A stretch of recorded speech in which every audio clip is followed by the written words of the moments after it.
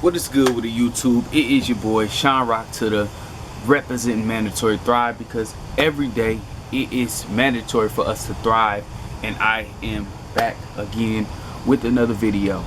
But before I get into this video, I want to ask y'all to head over to Amazon.com, purchase my first published book, Give Nothing Less Than 300, Mind, Body, and Soul from the Basement.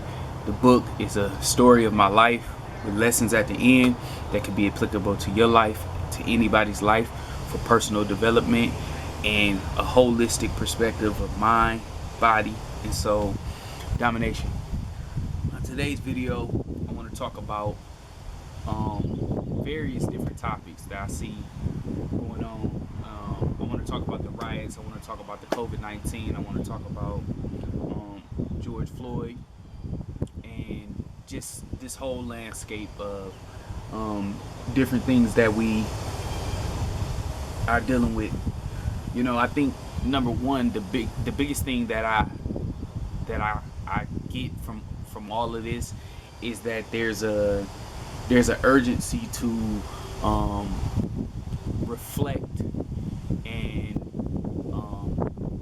align our lives with what really matters. You know, when you're able to just kind of coast through life, right, you can get into what I would call, like, it's a mindset that everything's okay. You know, and not really pay attention to the things that really matter in life. And I think that when things like this happen, you're forced to stop. So that's the benefit that I see of this, that we're forced to stop, we're forced to analyze our lives, we're forced to look at what we value.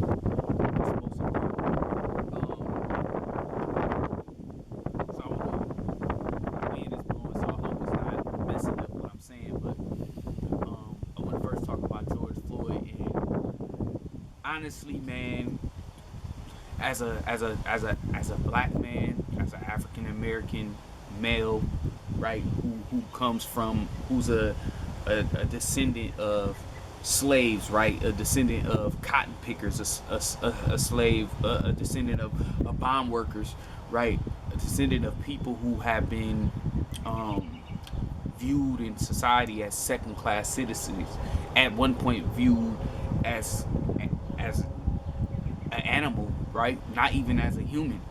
The first thing I think about it is just exhaustion, right? It's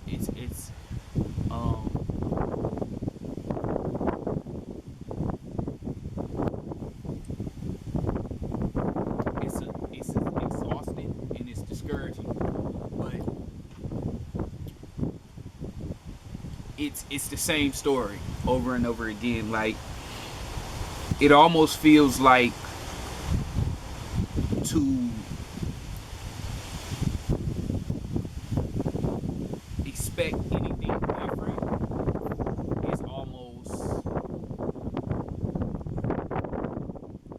sometimes it feels like it's an oxymoron in a way, because I think there's a call for us to analyze how we, and this is from an internal perspective, like, I think we need to analyze the way that we view ourselves and the way that we view each other and the way that we view the community, so that we can put things in place so that we can execute things better to demand our justice. Now, don't get me wrong, justice should be ours in general. As a human being, human rights, we should have justice. But what I'm saying is understanding that our circumstances don't align with that. So we have to align with the reality, unfortunately, that we placed in. So I think that we need to do a better job at executing what we need to do to put us in a better position to demand justice, right? We need to limit our devastation to ourselves. It just is what it is. But as for others, I think that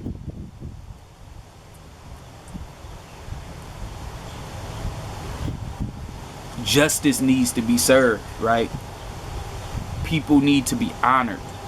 When we say Black Lives Matter, we're not saying that all lives don't matter. We're saying that society, America, has made it known that all lives matter. So us having a stance for Black Lives Matter is just us asking to be a part of the party. And what people will say is that we're trying to highlight that Black Lives Matter. Well, when you look at it from society, from America, it doesn't say the actions. The actions doesn't say that Black Lives Matters, right? The police doesn't say, the police system doesn't say Black Lives Matter. The government system doesn't say that Black Lives Matters.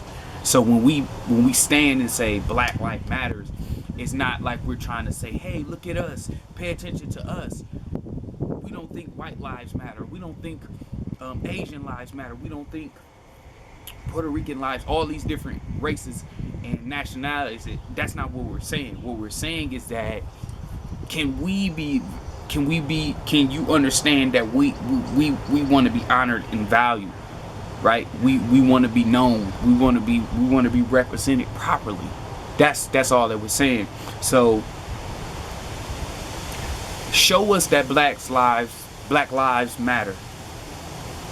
And through action, through George Floyd, through all of these different incidents with between the police and the police system and young black men, older black men, black people in general, it's not showing that Black lives matter, right?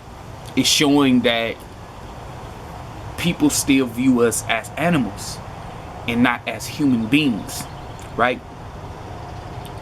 You have to view me by the content of my character, right? And even with flaws in my character, let's say I am flawed and I'm doing things that I'm not supposed to do, I'm still a human being, right? I still bleed red, right? My veins are still blue. I'm a human being. So that's what I think about George Floyd. It's just a self-explanatory situation. What I think about, and from an action standpoint, I really think internally we need to, as blacks, we need to understand that there's positive, there's negative, there's good, there's bad cops, there's good cops. But we also need to honor ourselves in the decisions that we make, and we need to also reflect through our actions that Black Lives Matter. I think from their standpoint, I think justice needs to be served. I think the system is corrupt. I think that police brutality is real, and it leans in the favor of others, not us. So I think that's challenging, but justice needs to be served. Now let's talk about the